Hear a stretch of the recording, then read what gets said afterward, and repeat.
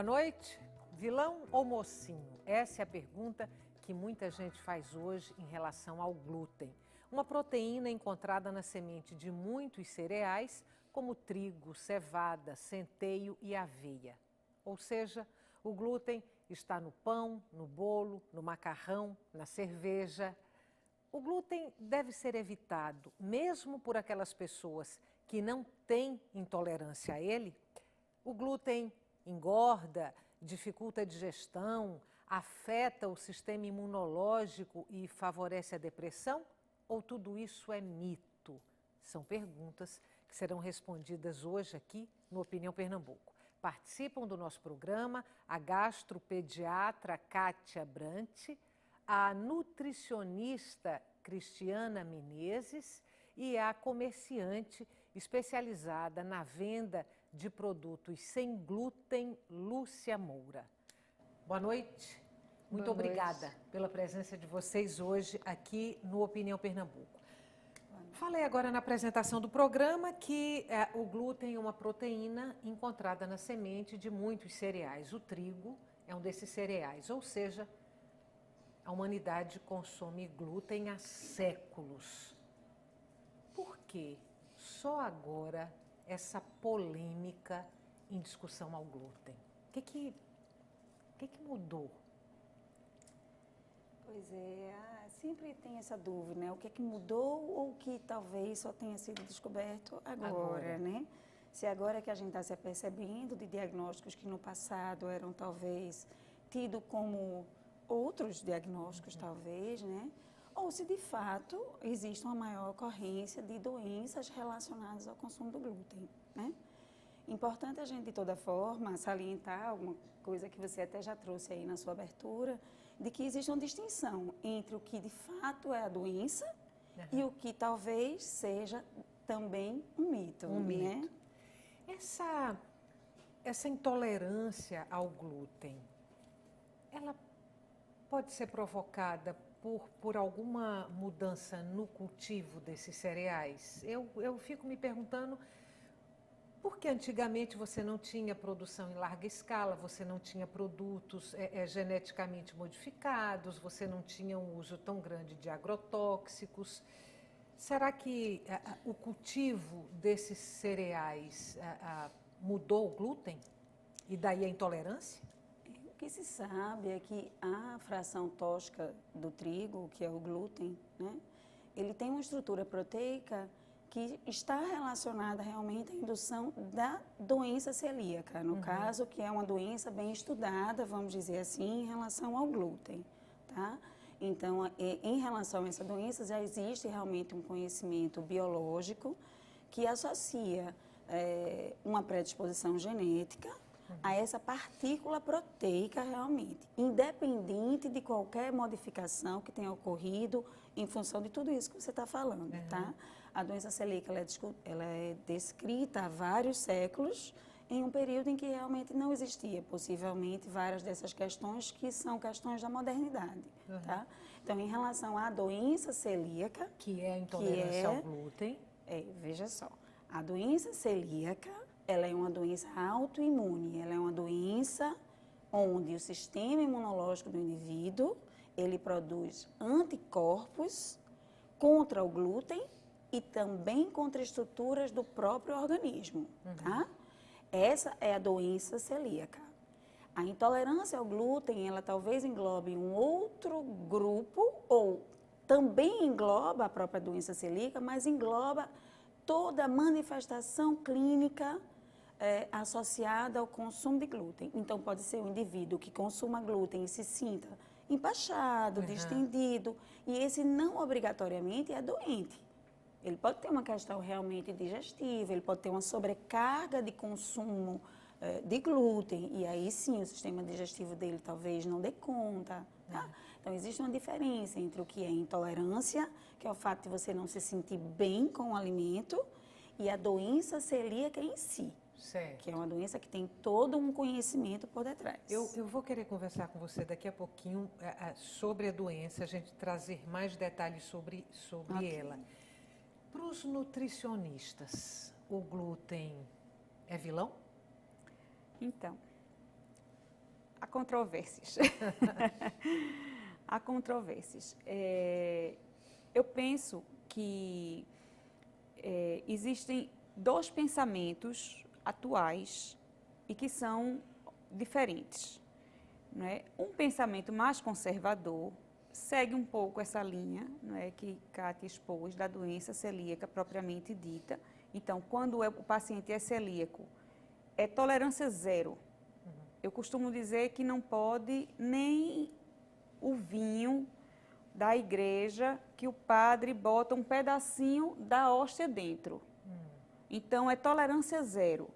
Porque qualquer partícula, qualquer fração do trigo, do glúten, que quer que seja, o pó da farinha de trigo que fica em suspensão na padaria e que possa, porventura, ficar na mão do padeiro e que ele vai manipular um pão de queijo que não leva glúten, aquele pó vai fazer mal ao celíaco.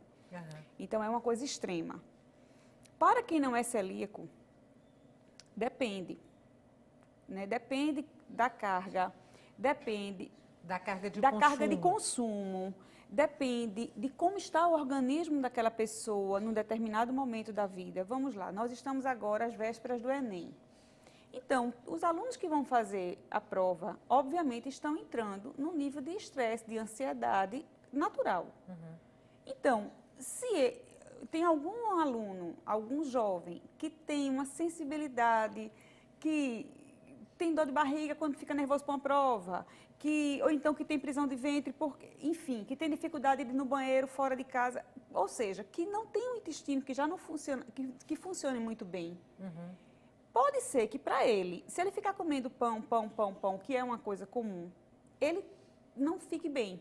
E aí, esse tempo, ele para de comer o pão e ele fica ótimo. Aí ele vai dizer, o pão está me fazendo mal. Não é bem assim. É uma conjuntura da alimentação, do momento da pessoa, porque tem uma sensibilidade, a gente tem uma sensibilidade, vamos dizer assim, pontual, alguma coisa, por exemplo, tem gente que tem sensibilidade ao maracujá, tem gente que tem sensibilidade ao chocolate, ao vinho, também teria sensibilidade ao glúten, eu englobaria semelhante, essas pessoas num quadro semelhante. E tem pessoas que não têm, mas que no momento de estresse desenvolvem aquilo naquele momento e que depois, em outra época da vida, numa dose menor, não vai ter nada. Ou seja, quem tem uma indisposição circunstancial dentro de um contexto específico, ela pode consumir o glúten com moderação. Isso. O portador da doença celíaca não pode consumir... Nunca. Nunca. Nunca então, mais, não adianta, a partir do diagnóstico. Eu não como durante a semana, mas no final de semana eu vou e como uma fatia de pão. Não pode fazer regime sem glúten e quando viaja para a Europa ou viaja para os Estados Unidos, libera a dieta. Não existe para o celíaco isso. Certo. Entendeu? E o fato, Estela, que preocupa, existe então, com essa moda agora do glúten, né? Tem um livro agora, Barriga de Trigo, e que é escrito por um médico que expõe várias justificativas de que o glúten pode ter sofrido transformações e tal. Veja, eu acho que tudo precisa ser lido e ser visto numa ótica ampla. Eu acho que a gente não pode pegar uma ideia e generalizar e começar agora, para todas as pessoas, o glúten faz mal. Uhum. Porque, veja, a gente vem, você falou, há séculos, são milênios. O trigo, ele faz parte da humanidade há milênios. Então, claro, houveram transformações tanto no trigo como no homem. Uhum. Não é? Os dois lados sofreram transformações. Então, na época do passado, em que as pessoas tinham sensibilidade, não era pelo glúten, mas era, enfim, por outras questões de empachamento, sensibilidade mesmo, né? Uma certa sensibilidade. A vida era muito diferente, as pessoas caminhavam mais, as pessoas tinham era tudo muito diferente. Hoje mudou absolutamente tudo, inclusive o alimento e o ser humano. Então, pode ser que a pessoa agora ela tenha uma certa sensibilidade que ela diminuindo, ela se sente melhor. Qual é o grande desafio, na minha opinião, como nutricionista, me posicionando profissionalmente? Eu acho que nós temos uma responsabilidade muito grande ao propor a dieta sem glúten para o paciente, porque veja só. O nutricionista pode propor essa dieta sem uma avaliação médica? Eu vou pedir para você responder isso daqui a pouco. Okay. Eu vou perguntar para a Lúcia o seguinte, já que hoje se consegue o diagnóstico, imagino eu, com mais facilidade do que há uns anos atrás em relação à doença celíaca, já que se discute os benefícios ou não do consumo de glúten, isso mexeu no comércio que você representa, esses produtos que não têm glúten? É um comércio aquecido hoje em relação a alguns anos atrás? Sim. Quando nós abrimos a Canto Grão, a minha proposta era de trabalhar com produtos naturais e orgânicos. Tanto que a loja chama Canto Grão Orgânicos e Naturais. E a gente foi vendo uma demanda muito grande, as pessoas buscando produtos sem glúten e sem lactose. Aí nós começamos a investir nesse segmento. Uhum.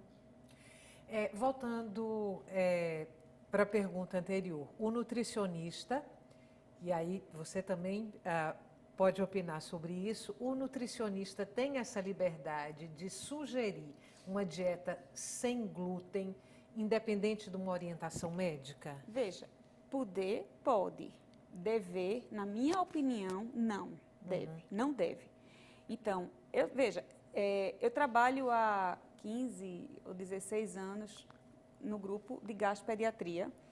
Então, realmente eu tenho um viés muito viciado, porque eu tenho uma demanda de pacientes celíacos muito grande, triados pela gastropediatria ou pela endocrinopediatria.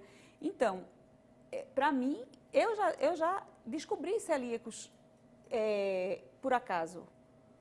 Uma vez uma paciente veio para fazer uma dieta porque estava acima do peso, tinha uma constipação e tal. No rol de exames que eu pedi o exame da doença celíaca, ela tinha uma estatura muito pequena e tal, e ela era celíaca.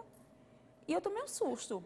E precisei encaminhar ela para uma gastro de adulto, quer dizer, eu fiz o movimento inverso. O natural é que o médico encaminhe para o nutricionista orientar a dieta do celíaco, e eu fiz um caminho inverso.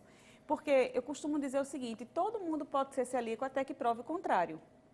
Então, eu vou perguntar para você, Estela, você já fez o seu teste de doença celíaca? E eu vou lhe responder, não. Então, aí qual é o grande problema? Veja, você de repente resolve fazer o teste, tirar o glúten, ver, enfim, fazer teste próprio. Será que o glúten me faz bem, me faz mal? E tira o glúten. Se você for celíaca, compulsoriamente, você vai se sentir melhor de alguma coisa que você não sabia que você não se sentia bem. Porque o celíaco que não sabe que é celíaco, ele não procurou o médico porque ele não se sente tão doente ao ponto de precisar procurar um médico. Então, tem manifestações muito graves, muito importantes, muito urgentes, que o paciente não sossega enquanto não descobre o que tem. Ele diz, doutor, eu tenho alguma coisa. Alguém já me disse, daqui para cá eu não presto. Várias expressões que dizem assim, alguém tem que dizer o que eu tenho. E já, como é adulta, a gente aprendeu na faculdade, eu aprendi na faculdade que doença celíaca é doença de criança.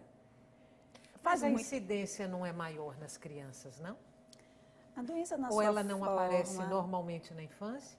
Não, a doença na sua forma mais clássica, ela tende a predominar o seu início na infância. Descoberta. Mas, enquanto diagnóstico, ela tende a aparecer na infância na sua forma mais clássica, nessa forma mais sintomática, até que Cris estava falando, né? Que é essa forma que tem mais sintoma gastrointestinal, distensão, perda de peso. No adulto, ela tende a ser menos sintomática e, às vezes, ela pode se manifestar só como leve indisposição, dor abdominal, mas pode também vir na sua forma bem florida, até no adulto e até no idoso, né? Então, a gente pode ter casos de início, inclusive no idoso também. Então, embora ela seja na sua forma clássica mais frequente na infância, ela é uma doença que pode ter início em qualquer momento da vida, como também pode ter surgido até na infância e por uma dificuldade de se chegar ao diagnóstico, ela ter, né, passado despercebida até a vida adulta. Ou seja, muita gente pode ter a doença sem saber. Muita gente pode ter a doença sem saber. E eu queria só fazer, realmente, reiterar o que Cris falou, né, uma posição muito importante, e atualmente a gente tem outros diagnósticos aí dentro dessa questão do que não é doença celíaca, mas que existe uma sintomatologia com o consumo de glúten. Então, existe aí a sensibilidade realmente ao glúten, começa a se estabelecer como uma entidade, né, verdadeira, mas todos os guidelines, ou seja, são os protocolos de assistência adequada ao indivíduo, eles recomendam que antes que qualquer indivíduo seja colocado em uma dieta isenta de glúten, é necessário que se faça uma investigação rigorosa e adequada para se excluir doença celíaca. Essa investigação deve ser baseada em testes, exames laboratoriais e até hoje em dia existe um estudo genético que pode lhe dizer se você tem uma predisposição ou não à doença celíaca. De forma que você não atrapalhe essa confirmação de uma doença que requer um tratamento extremamente rigoroso e para toda a vida. E para a qual, se você não faz o diagnóstico e conduz com uma simples intolerância, que você, né, pode fazer uma restrição conforme lhe seja conveniente, já que aquilo é só uma indisposição, você vai estar em risco de ter sérias consequências relacionadas a esta doença que não foi adequadamente conduzida. Tá? Lúcia, variedade de produtos sem glúten. O que eu encontro hoje disponível no mercado sem glúten? Massa eu sei que tem, pão eu sei que tem. Tem uma variedade enorme. Hoje você encontra quase tudo sem glúten. Bolo de rolo, muffins, não, tudo. Massa para pizza. Massa para pizza. Coxinha. Coxinha, empada. Gente, tudo. E chocolate, né? Chocolates. Também. Normalmente produtos industrializados ou artesanais? O que é que... Os dois. Os dois. Mais um do que outro ou não? Muito industrializado hoje, né? Assim, uma coisa que... Ou seja, tem um nicho de mercado mesmo. Tem. É tanto assim, que o número de pessoas hoje fazendo produtos sem glúten é enorme. É muito grande. E assim, eu fico muito preocupada com isso. As pessoas chegam na loja e vão me oferecer produtos. Primeiro eu tenho uma lista da Anvisa, que a Anvisa deu pra gente. Olha, para você vender um produto, você tem que ter isso, já entrego a lista. Tá? E eu pergunto, você compra onde a tua farinha de trigo? Sem glúten. Na farinha de arroz, né? As farinhas, né? São várias. Glúten, onde né? você compra? A granel, entendeu? Porque para você produzir produtos sem glúten, você tem que ter muito cuidado. Tem que ter uma cozinha específica, tem que ter todos os utensílios, fogão, forno, tem que ser um ambiente, não pode... Por exemplo, se eu sair de uma cozinha que tem trigo e eu entrar numa cozinha sem glúten, eu vou contaminar. São 72 horas para você poder ficar isenta de glúten. É um protocolo, tem que ter muito cuidado. Se eu for numa padaria convencional, eu não vou encontrar os dois tipos de pão lá, com glúten e sem glúten, porque a fabricação não pode ser fabricado na padaria. Você pode até encontrar, mas assim, o produto sem glúten, ele não pode ter sido fabricado no mesmo ambiente, tem que ser outra cozinha e ele tem que estar embalado. Olha, é oferecido separadamente. Tem pessoas que vão me oferecer produtos que não têm a menor ideia do risco que estão pondo as pessoas, expondo, entendeu? Aí você está falando mais dos produtos artesanais, não é isso? Um intervalo curtinho, a gente volta daqui a pouco para continuar essa conversa. O tema de hoje do Opinião Pernambuco, o consumo de glúten, a gente volta já.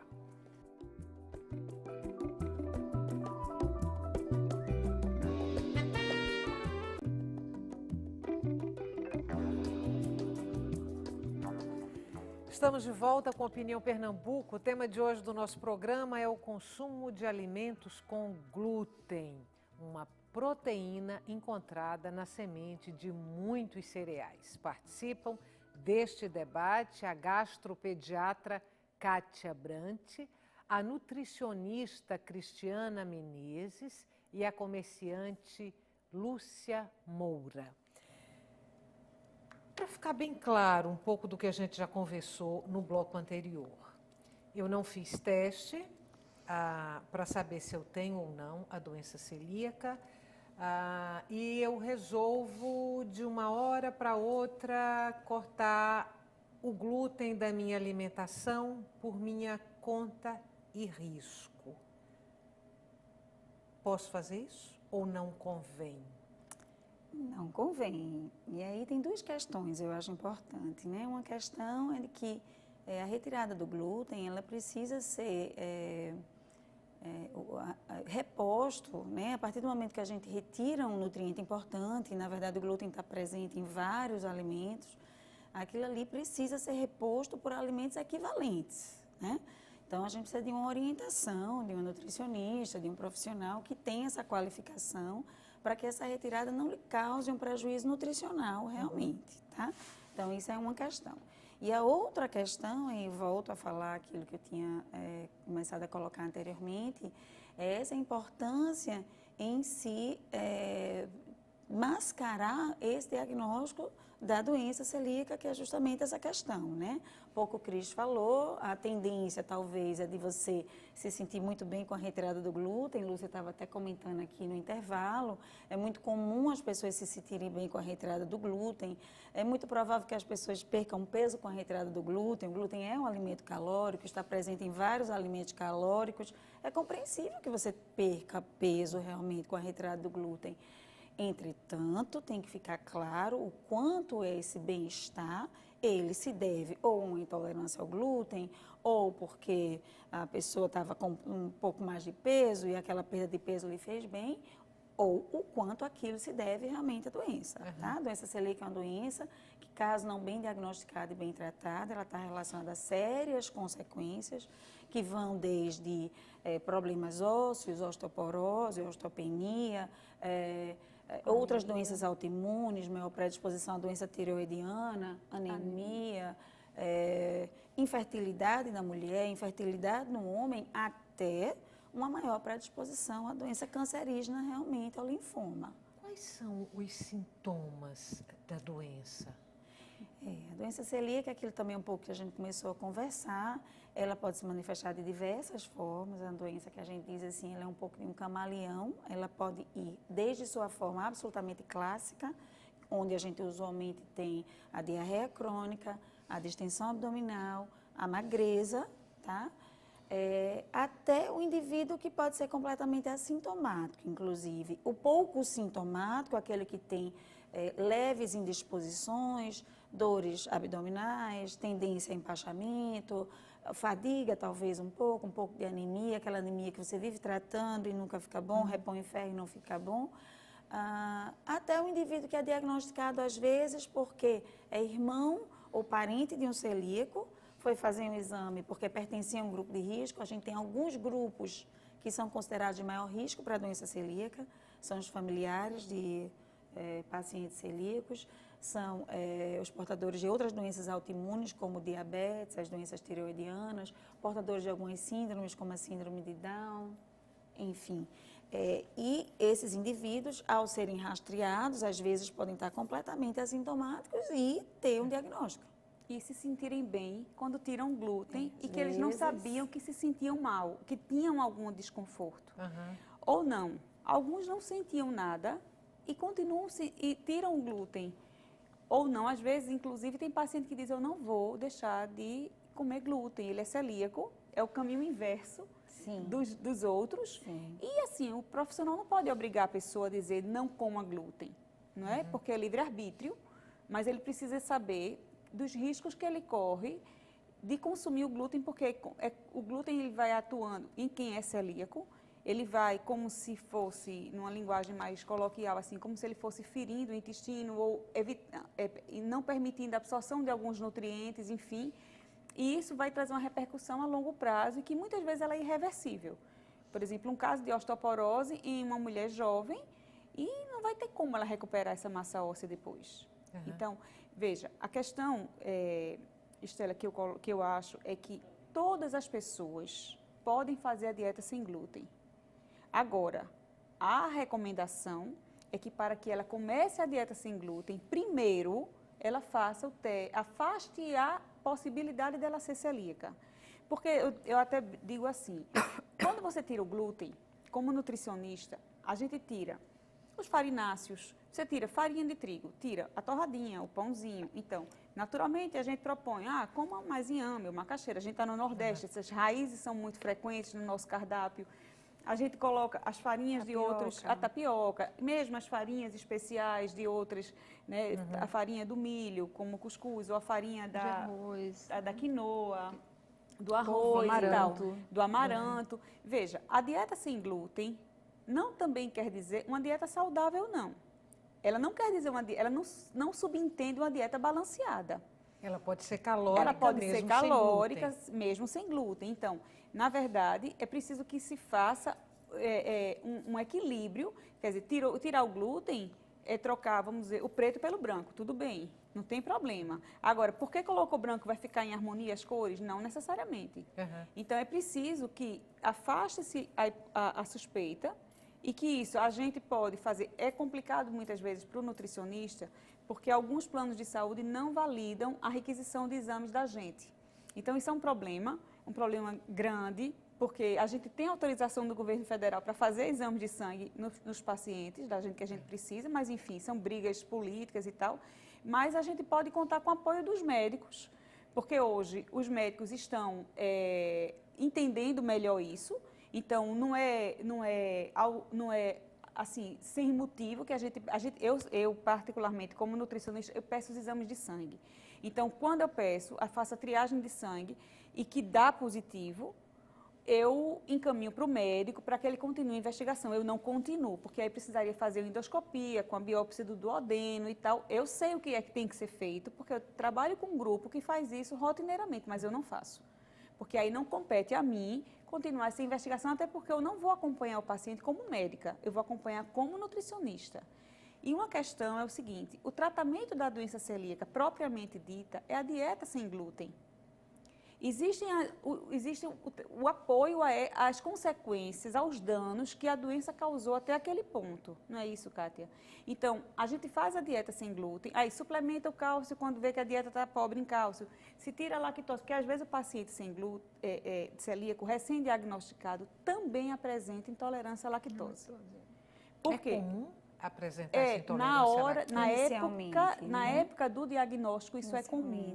Porque o duodeno, a porção do intestino que é agredida pelo glúten, é a mesma porção que produz a enzima lactase, que quebra a lactose. Então, se o duodeno está muito inflamado, também pode ter um prejuízo na produção de lactase e, consequentemente, a pessoa não quebra a lactose. Consequentemente, tem distensão, tem gases. Mas isso é comum no paciente sintomático. Paciente, no início. Então, a gente faz né? Após o tratamento, depois ele tende a tolerar. Deixa eu tocar num ponto que me ocorreu agora. O brasileiro, até provem o contrário, é um bom bebedor de cerveja. E a cerveja tem glúten. Existe cerveja sem glúten nesse mercado alternativo, digamos assim? Existe. E é gostosa? Eu não experimentei, nunca experimentei, mas assim, nós não temos cerveja sem glúten. Não.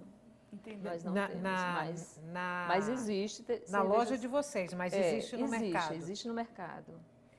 Se eu quiser, já sei que não devo cortar o glúten da minha dieta por minha conta e risco, sem consultar um médico, sem fazer um exame para detectar se eu sou portador ou não de doença celíaca, mas se eu quiser reduzir a quantidade de glúten. Então, em vez de comer um pão tradicional, convencional, eu consumir um pão sem glúten, uma torradinha sem glúten. Isso pode, assim, sem maiores prejuízos, sem maiores problemas, sem maiores consequências? Eu acho que aí, assim, o que lhe levou a querer reduzir o glúten, sabe? Se o glúten emagrece? Depende do que você coloca no lugar do glúten, um pouco aquilo que Cris falou, né? Se você corta glúten, de fato, você substitui por alimentos menos calóricos, sim, emagrece. Emagrecer é uma contabilidade, né? O pão com glúten e o pão sem glúten tem alguma diferença na caloria? no poder calórico. Semelhantes, São mas semelhantes. assim, são talvez menos saborosos, estão menos disponíveis, então a tendência São do mais indivíduo caros, são mais a gente come menos. caros. Então a tendência do indivíduo é consumir menos. Então é provável que o indivíduo, a partir do momento que resolva retirar o glúten, ele diminua a sua ingesta de carboidratos calóricos, né? Mesmo em substituição. É provável, né? Mas às vezes, por exemplo, o celíaco, por exemplo, que não tira o glúten por uma opção e que, ao contrário, se sente muito, né, sofrido com aquela restrição, acontece às vezes dele repor aquilo ou compensar aquele sofrimento comendo às vezes muito doce. Então, existe às vezes a obesidade em indivíduos que fazem dieta sem glúten, são celíacos e se tornam obesos. Porque compensam aquele sofrimento e não comem balanceado e se permitem uma série de outros alimentos que são permitidos porque não tem glúten. E, enfim, né? Então, não obrigatoriamente existe uma perda de peso, mas é possível para muitas pessoas que, por exemplo, gostam de comer muito pãozinho e comem vários pãezinhos, na hora que ela tira o glúten, tira vários pães e biscoitos e bolachas, ela possivelmente vai perder peso. E, Estela, veja, a minha pergunta sempre é o seguinte: por que não fazer o exame de sangue? Na verdade, o recomendado é fazer o exame de sangue, esperar o resultado, se ele for positivo, continua comendo glúten, vai para o médico, só consegui consulta para o médico com 3 meses, espera a consulta para poder fazer a endoscopia com a biópsia. Por quê? Veja, a gente precisa, a alteração na mucosa do intestino é uma alteração de relevo, o que se vê. Ela é estrutural, então um relevo que é para ser extremamente montanhoso, ele vai ficando aplainado, ele vai ficando achatado. Então, quando a pessoa tira o glúten, esse relevo volta a ficar montanhoso. Então, entre fazer o exame de sangue que deu positivo e a pessoa fazer a biópsia com 2 meses, 3 meses depois, sem dieta, pode ter havido ou não alteração nesse relevo que vai deixar um diagnóstico duvidoso. E eu pergunto, qual é o interesse dessa pessoa de não ter certeza de que ela é celíaca, entendeu? Então, é preciso que a pessoa entenda que é muito importante. Se você está interessada, vamos voltando para você de novo a pergunta, então, se você está interessada em fazer o teste, se o glúten, enfim, lhe faz bem, como Lúcia disse, que eu não discuto que as pessoas se sintam bem, eu não nego isso. De jeito nenhum, porque eu acho que tirar a farinha refinada, enfim, isso de fato deve trazer uma melhora muito grande para muitas pessoas. Agora, é importante que a gente está tratando de uma entidade, de uma doença, de uma patologia que precisa ser flagrada, eu diria que tem que ter o flagrante, entendeu? Então, tem que estar consumindo glúten. E aí, o que é que tem acontecido? A gente vem paciente que já fez a dieta sem glúten, faz o exame de sangue, dá negativo, e fica a dúvida. Mas será que deu negativo? Porque ele tirou o glúten e não voltou a fabricar os anticorpos ainda? Mas será que ele vai continuar comendo? Enfim, e se ele voltar a comer glúten de vez em quando, porque viaja e tal e não consegue fazer a dieta, aquele pouco que ele consome, se ele for celíaco, vai trazer um dano. Se ele não for celíaco, talvez não traga mal nenhum. Nada que um digestivo, um chazinho, não faça ele se sentir bem. Lúcia, quais são os produtos sem glúten na sua loja que são mais procurados? Os pães. Os pães? E aí são pães artesanais e industrializados? São artesanais e industrializados. Massa, espaguete, esse tipo de coisa sai também? Tem. E sai muito? Sai bastante. Bastante. Mais homens, mais mulheres que consomem, faixa etária. Você tem esse perfil, não? Eu percebo mais mulheres. Procurando. Mais mulheres. Agora, assim, questão de idade, eu realmente não tenho. Agora, muita gente. Muita gente hoje porque as consumindo mulheres são glúten, mais sabe? provedoras E assim, do lar. Deixando de consumir glúten. Deixando de consumir. Muita gente. Evitando. Um público muito grande. Glúten. Eu falei que talvez num passado não tão distante o diagnóstico da doença celíaca fosse mais difícil, mais complicada do que é hoje. É de fato um diagnóstico fácil hoje? O acesso a esse exame de triagem, que a gente chama, que é esse exame sorológico, Ele é relativamente fácil, né? Os convênios atualmente já cobrem, a gente tem inclusive na rede pública, né? Então, é um exame sanguíneo simples, você consegue fazer ele com facilidade. Esse exame, ele apenas identifica o indivíduo que deverá prosseguir na definição diagnóstica, ele não é um exame que conclui que o indivíduo é celíaco. O diagnóstico definitivo da doença celíaca, como o Cris falou, ele é baseado na biópsia do intestino delgado, que é realizada através da endoscopia, tá? A endoscopia também é um procedimento que a gente tem com muita facilidade, inclusive na rede pública e na rede particular e coberto pelos convênios. Então, todas as etapas do processo, elas são bastante viáveis e acessíveis a todos. Pode durar um mês. Sim, Entre sim. a consulta do médico, o exame de sangue, o resultado e a indicação da endoscopia, pode-se tentar um mês, no máximo um mês e meio. Então, isso que Cris falou é extremamente importante. A gente realmente recebe casos onde a intervenção já existiu e a resolução depois, uma vez já feita uma retirada de glúten, às vezes se torna extremamente complicada. Já tive crianças, de fato, com a sorologia muito sugestiva de doença celíaca e que já me veio com a dieta restrita. A restrição foi realizada apenas pelo teste sorológico, que não é adequado. E depois a família teve dificuldade em aceitar a reintrodução do glúten para fazer a biópsia, né? Isso é uma pena, porque essa criança vai passar o resto da vida com esse diagnóstico. É muito provável que depois de um tempo de dieta, a família, a própria criança, comece a questionar até esse diagnóstico e não vai haver um seguimento rigoroso desse tratamento, como é extremamente necessário, né? Vamos fazer outro intervalo curtinho. Ok. A gente volta daqui a pouco para continuar essa conversa. O tema de hoje do Opinião Pernambuco é o consumo de produtos que contêm glúten. A gente volta já.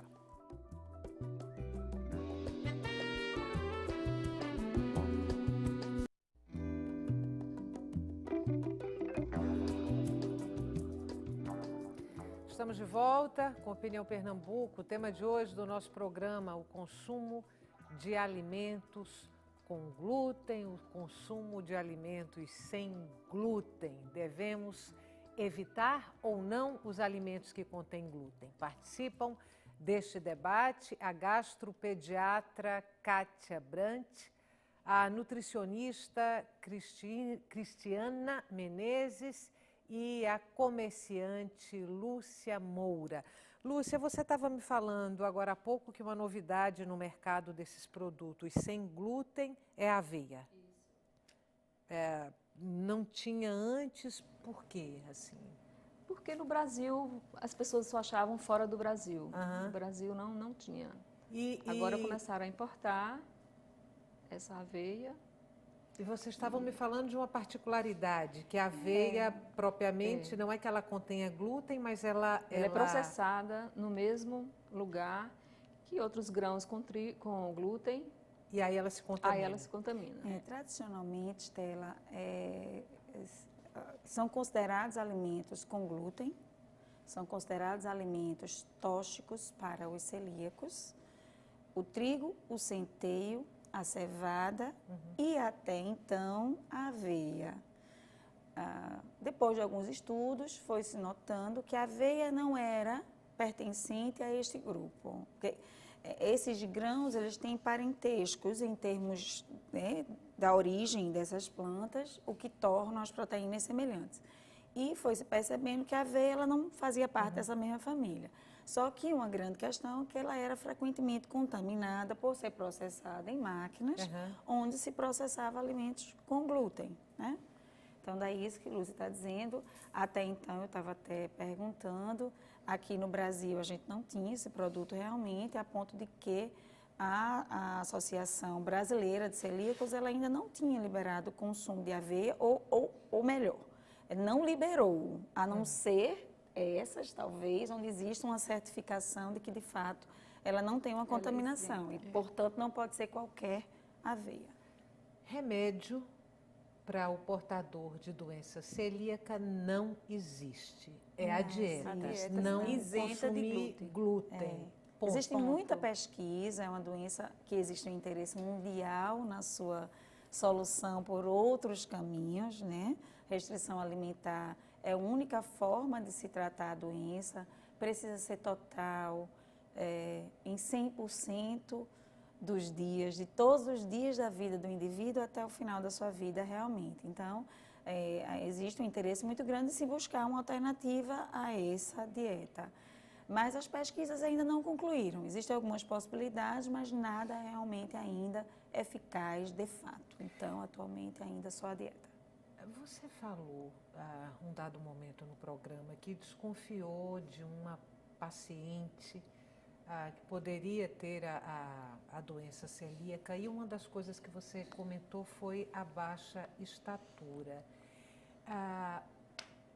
Essa baixa estatura, no caso do doente celíaco, vem do fato de que quando a doença não é diagnosticada e ele consome esses produtos, não há absorção das proteínas, das vitaminas, é isso? Isso. É exatamente assim? Então, dependendo de quando a doença começa e dependendo da extensão do dano no intestino, nós teremos comprometimento na absorção de alguns ou de muitos nutrientes. Uhum. E se a doença aparece, inclusive uma das investigações de baixa estatura na infância é a doença celíaca. Tá. Então, hoje, o endocrinologista infantil, ele precisa afastar o diagnóstico de doença celíaca do seu paciente antes de pensar no tratamento de hormônio de crescimento, enfim, de outros tratamentos relativos à baixa estatura. Então, uma criança que não tem explicação, o pai não é baixo, a mãe não é baixa, e a criança não cresce com o padrão familiar. E é uma criança, às vezes a falta de apetite é uma questão da doença celíaca. Então, eu até brinco assim, tudo pode ser doença celíaca e nada pode ser também doença celíaca. Então, por isso que a gente costuma dizer, em situações em que a pessoa queira mexer na sua dieta, vale a pena fazer a investigação. Mexer a dieta, que eu digo tirar o glúten. Uhum. Eu falo assim, lógico que agora não vai ser, todo mundo vai fazer investigação de doença celíaca sem razão. Não tem esse sentido também. Agora, como está essa cultura, não é, de que o glúten faz mal e que o glúten é um veneno, e agora vem toda uma ideia para todos. Então, nesse pensamento, eu acho que é mandatário fazer a investigação. Eu trouxe aqui uns pontos que eu quero ver com vocês. A gente vai fazer um pouco a brincadeirinha do mito ou verdade em relação ao glúten. Agora, antes de eu elencar aqui esses pontos, Lúcia, me diga uma coisa, em relação aos preços dos produtos sem glúten, eles costumam ser bem mais caros? O pão é mais caro, a massa é mais cara? Sim, eles são mais caros. Bem mais? Alguns sim. O macarrão nem tanto, não é, Lúcia? Tem macarrões que... Tem macarrão sem glúten que tem um preço compatível com o mercado do macarrão com glúten. Mas normalmente são preços mais Mas caros. é porque eles são mais raros, são produtos mais raros, e é isso que encarece Eu um pouco? Eu acredito que seja em função de uma produção ainda menor. A oferta menor, né? Oferta menor. Também alguns são importados. E como todo produto importado no Brasil, os impostos de importação são muito altos. Mito ou verdade? Suspensão do glúten reduz a gordura na região abdominal. Acho que isso deve ser uma pergunta para a Cris responder. Eu não tenho nenhum embasamento para afirmar. Essa pergunta, diria que ela está pouco ampla. Ela está muito restrita. Só tirar o glúten, fazer tudo como antes, manter açúcar e etc., eu vou dizer que não. Mas fazer uma reeducação alimentar e também retirar os farináceos que têm glúten, aí eu vou dizer que sim. Intestino sem glúten produz serotonina e gera alegria. Não creio que exista nenhuma mito. Evidência científica que comprove. Acho que é mito. Viu? Não creio, não. Posso lhe afirmar que não há evidências científicas que comprovem. Consequentemente, eu não poderia dizer, então, que o glúten favorece a depressão.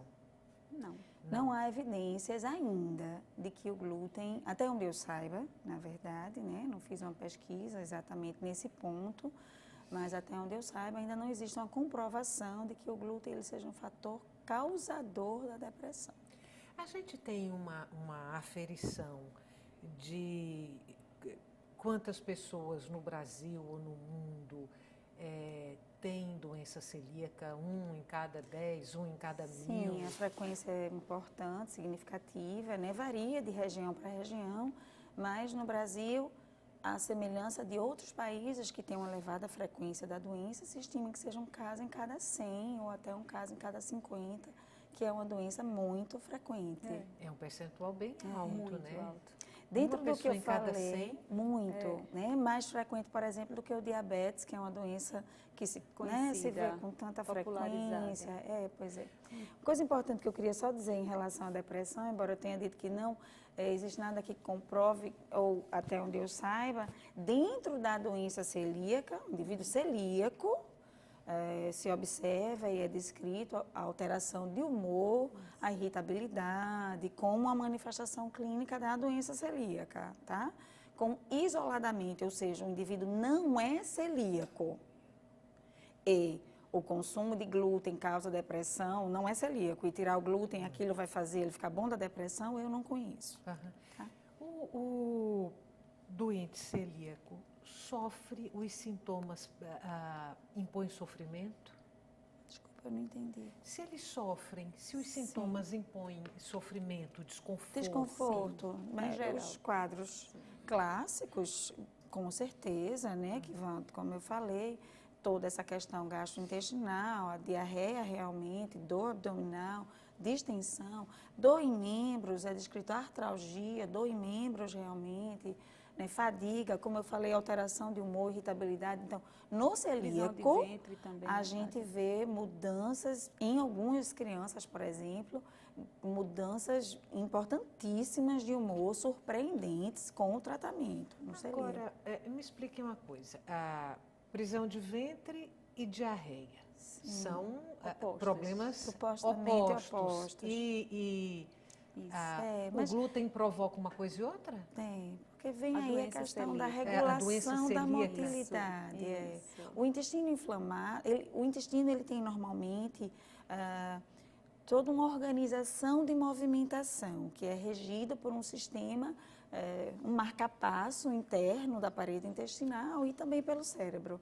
Então, tudo que inflama interfere neste marcapasso, nessa motilidade.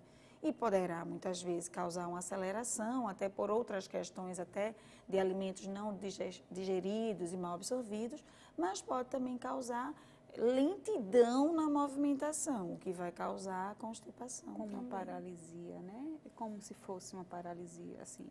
Lúcia, você falou que quando começou a trabalhar nesse mercado, inicialmente você queria trabalhar só com produtos naturais. Essa escolha foi motivada por uma oportunidade de mercado, um nicho de mercado, ou por escolha de vida, por crença profunda? Não, foi por demanda de mercado. Aham. Você achou que era um bom momento? É porque as pessoas começaram a procurar. É, Uma mas procura grande. Eu estou Então, falando aí dos produtos naturais, independente dos produtos sim, sem glúten. Há uma demanda muito grande hoje, né? Já essa escolha foi nicho de mercado? Foi. Aham. Agora, sim, eu sempre gostei muito dessa Isso que eu área. ia falar. Sempre gostei muito. Já Assim, conheço quando ninguém Lúcia, falava em produtos naturais, em produtos orgânicos, eu já procurava me alimentar, comer arroz integral. Eu sempre fui muito apaixonada por essa área. É tanto que eu falo que minha alma está ali. Está na Canto Grão, porque eu adoro. Eu gosto demais do que eu faço.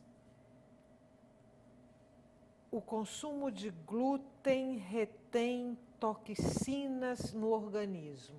Mito ou verdade? Bem, novamente eu vou dizer até onde eu sei, né? A fração do glúten, né? É considerada tóxica, vamos dizer assim, para o celíaco. Isso é o que eu tenho de conhecimento, tá? Eu queria...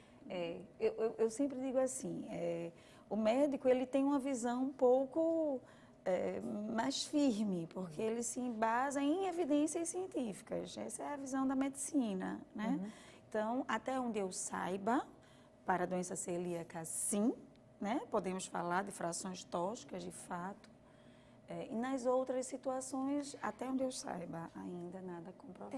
Eu queria chamar a atenção para uma coisa, Estela, que é o seguinte. As pessoas estão falando muito do glúten e estão esquecendo de falar do trigo. Porque, veja, não se come glúten puro. Assim, eu não vou chegar na loja e dizer, me dê 1 quilo de glúten. Eu vou comer 1 quilo de trigo, vou comer um pão. Eu não vou comer glúten. Eu como um pão feito com farinha de trigo que tem glúten. Veja, a farinha de trigo não só tem glúten. A farinha de trigo tem um carboidrato, não é? A farinha de trigo refinada, ela por si causa vários desconfortos, sim. Então, eu penso que vira meio que um modismo, glúten, as pessoas nem sabem o que é glúten, nem entendem o que é glúten e acusam o glúten. Que eu fico pensando, glúten é uma proteína. Então, nem é para fazer mal. Entendeu? Eu penso que é muito mais o trigo. Agora, como é que você vai fazer pão? Mas, na verdade, não é só o trigo, né, que causa problemas. Então, a cerveja... A cerveja, certo, né, outros produtos derivados, né, que tem o glúten, por elas exemplo, também, né? Vamos lá. O centeio. Mas veja, a gente come muito pouco centeio, entendeu, Lúcia? Veja, a gente não tem representação. Veja, que cerveja da barriga, isso não precisa estudo científico, nem precisa acusar o glúten. Da nossa população masculina que o diga. As mulheres, quando começaram a beber cerveja, muito mais do que antigamente, elas começaram também. Mas veja, se bebe cerveja com comida, com tira-gosto, com petisco, com fritura, aí a pessoa para de beber cerveja, mas também reduz a mudança de petisco, muda o hábito de vida. Veja, eu acho que precisa se ter muito mais bom senso do que um pensamento tão focado numa única coisa. Ou seja, transformar o glúten em vilão. Eu penso que... O vilão de tudo. De tudo. Na verdade, eu acho que as farinhas refinadas, essa mudança, veja, tem um lado muito positivo. Os celíacos lucraram muito com essa moda, porque abriu o mercado. Hoje, uma mãe de celíaco, veja, um celíaco, ele precisa entrar numa cozinha, veja que desagradável. Cada vez que ele vai num restaurante, ele precisa ir lá dentro e dizer assim, olha, com licença, mas eu preciso investigar a sua cozinha, eu preciso lhe dizer que eu tenho uma alergia. A gente, inclusive, ensina que eles digam que tem uma alergia que vai fechar a garganta, que vai dar... Porque se não disser assim, as pessoas leigas não vão entender. Ele precisa dizer que a panela tem que estar separada, tem que estar limpa, que não pode mexer o macarrão e mexer o arroz com a mesma colher, que o bife chapeado não pode ser feito. Enfim, é muito inconveniente para o celíaco viver na nossa sociedade. Como tem os outros que não são celíacos, mas que também não querem comer glúten por outros motivos, eles estão ajudando os celíacos. Então, isso é um lado positivo, porque está se trazendo a discussão, né, sobre a mudança. Tá.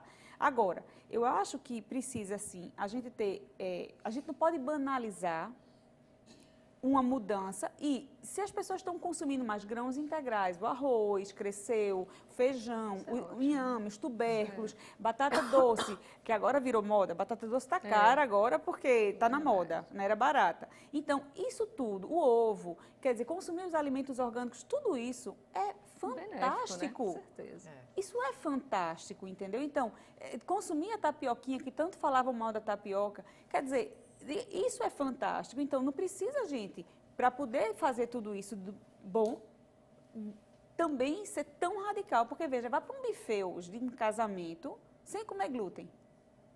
Você tem que comer em casa antes, vai comer fruta. Veja, é muito... Então, o celíaco, ele aprende a se comportar dessa forma. Mas o não celíaco, que ele sabe que isso é uma escolha por estética, ou por isso, por aquilo outro, até que ponto ele vai fazer essa dieta radical? Última pergunta para a gente terminar, do mito ou verdade. Consumo excessivo de glúten aumenta o risco de osteoporose, cáries, ranger de dentes, insônia, hipertensão e colesterol alto. no celíaco. Algumas coisas aí descritas no celíaco, celíaco. como a gente já tinha comentado, né? As alterações dentárias, o desgaste no esmalte dentário é uma alteração bem descrita, a osteoporose, a osteopenia, a alteração do humor e talvez aí a alteração do sono, algumas coisas no celíaco, né? Termina isso aí, virando essa confusão entre o que é do celíaco, de fato, que é uma doença bem conhecida, e o que pertence talvez, a nós todos, né?